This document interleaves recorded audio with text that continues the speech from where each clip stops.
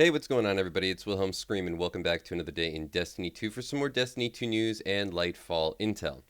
And in this video, I'm going to be taking you through the easiest way to acquire the new glaive, the Vexcalibur, which is by far the best name I've ever heard Bungie actually come up with for a weapon. Finally, something easy and relatable. Take note, Bungie. Really, take note. There's a few glitches and cheeses you can use in this particular mission, which is not easy, especially if you have to do it at the legendary difficulty, which you will be doing if you want to acquire any of the catalysts. I believe there's going to be 3 catalysts for this weapon. One is acquirable now, I believe, and the next 2 will be time gated to the following weeks, so expect another one next week. The legendary difficulty is going to be really tough, especially if you're doing this solo. Currently, even if you're in a group, it's going to be really tough because I'm sure most people are not up to the required level or the recommended level, at least, to do this as a solo player. But when you do get to, say, 1815 or 1810, I do believe that this is going to be something that most players are going to be doing by themselves, or at least a majority will be doing by themselves. So I wanted to run you through all the things that you can use to best utilize a run and hopefully get through one cleanly and quickly in order to get these catalysts. If you enjoyed this video, please remember to like, comment, and subscribe to the YouTube channel and turn on the bell to post notifications so you never miss out on any future Destiny 2 Lightfall content like this. And you can also follow me on Instagram or Twitter. They'll be linked in the description box down below. Remember, any of those things I just mentioned also enter you into any future giveaways on this YouTube channel. And I do one every 1,000 subscribers, so you never want to miss out. And of course, if you stick around till the end of the video, I'll have a secret hashtag you can leave in the comments section to be entered into the next giveaway a second time for this video. And remember, I do that secret hashtag on all videos, so if you haven't done this on a previous piece of content on this channel, you can always go back, check out another video, and of course, do it again. And the Lightfall giveaway is ongoing, but of course, if you already have the Lightfall expansion, we will be doing seasonal pass giveaways, depending on what you need.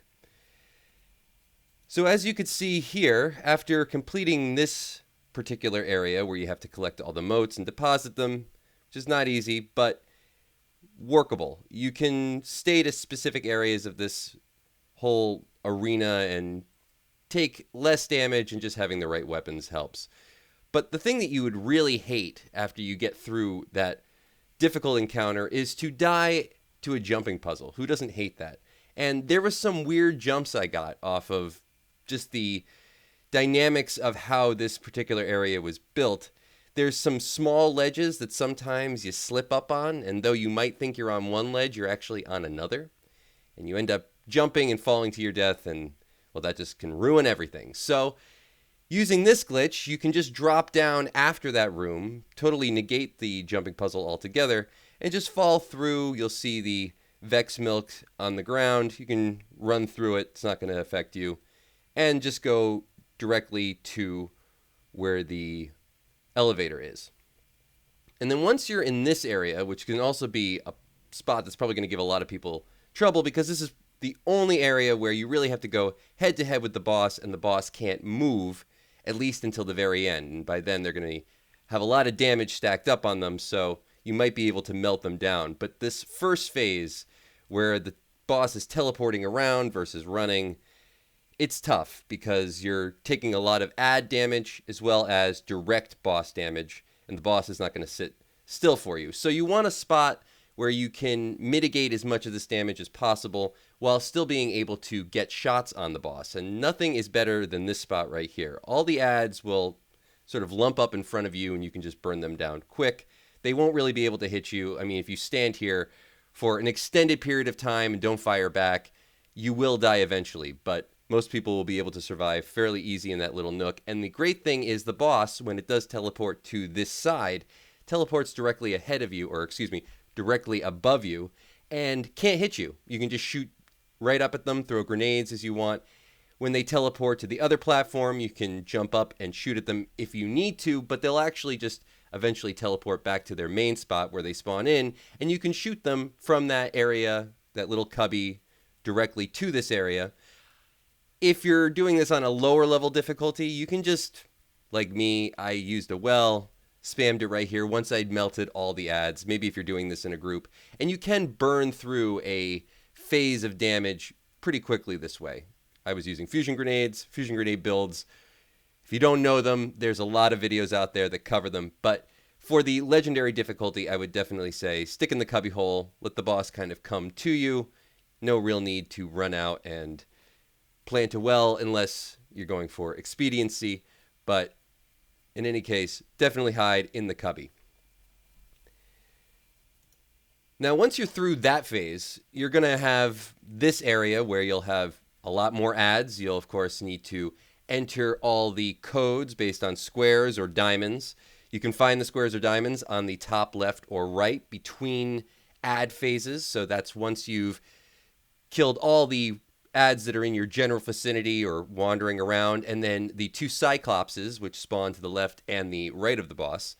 I like to go to this left side. This is all the way to where you would find the code on the left side. There's this little ledge there. And the great thing about this particular ledge is this box that kind of sits on the corner, you can actually shoot through the cracks of.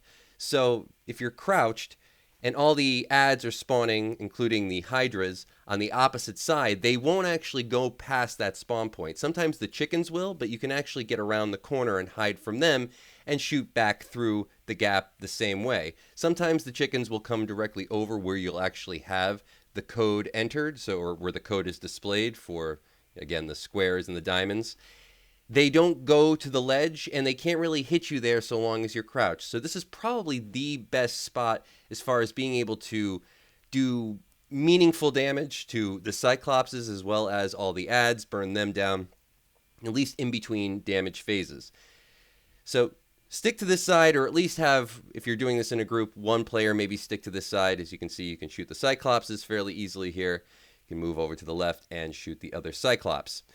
Now, for actually entering the codes, I like to go to a different spot. Maybe not the spot that most people would pick because it's actually kind of in the middle, but after doing some experimenting, I actually found that for some reason, the ads tend not to want to go to this particular place, though I would suggest making sure that you have all the major ads done. So make sure the chickens are dead, make sure the hydra's dead, obviously, and make sure that the Cyclopses are dead. But once they're all gone, you can make your way back towards the opposite side. You might have to go over here anyway just to find where the code is.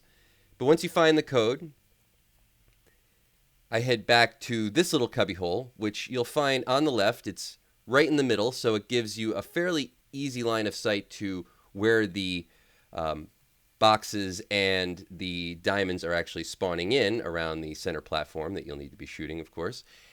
And you can see them all here. The ads kind of glitch out and they sort of move around to the right. You'll have one or two directly in front of you, but they really don't do that much damage to you. And the boss will not be able to hit you here. So this is actually, in my opinion, probably the easiest spot to just do the code entry. Now, once the actual boss shield comes down, there's many ways that you could do a damage phase. Remember, it is timed. I like to just set up a well and have at them. But if you're trying to be a little bit more cautious, at this point, I would just stay to the back of the platform on the opposite side, or maybe even go to the same cubbyhole that I was at originally, because that'll give you a pretty good cover from the boss damage. And you can get a good shot at him there. You'll be able to hit headshots. But then once you're into this area, the actual final boss area, there's a couple of spots that I would suggest maybe checking out. One is right here.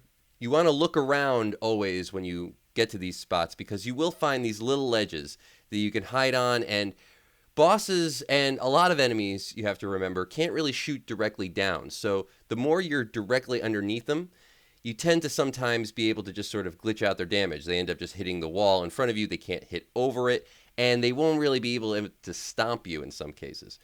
The other spot that I would suggest is down here on this corner. Fairly easy to get to and get back up to, but you can actually hide around the backside of that corner. So might be another place that you could run to in a clinch if you just were about to die.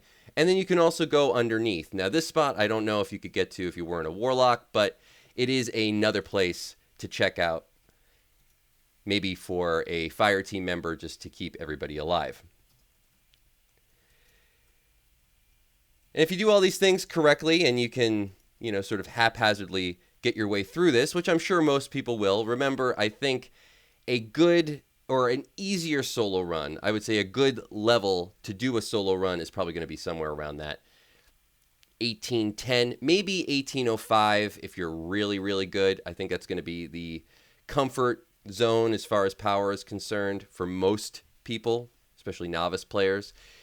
I know some people have already done this at 1800 solo on the legendary difficulty, but that is very few and very difficult. And even things like this, some of these cheeses and glitch spots, I don't think would really get you through that, at least not as a solo player yet. But if you are running this as a group, you don't need to run it as a solo player. I would suggest most people would probably want to run this with a group, but some people don't have the option of doing that. Hopefully these will help you out. That's going to be it for all the information in today's video. Please remember to like, comment, and subscribe to the YouTube channel and turn on the bell to post notifications so you never miss out on any future Destiny 2 content like this. You can also follow me on Instagram or Twitter, as I said before. They'll be linked in the description down below. And if you've watched to this point in the video, please leave a hashtag Vexcalibur or a hashtag Lightfall in the comments section. Give you another entry into the next giveaway for this video. Remember, they stack between all videos, so if you haven't done that in a previous piece of content, always remember to go back, check out another video, and of course, do it again. And once more, I'm Wilhelm Scream. We will see you next time.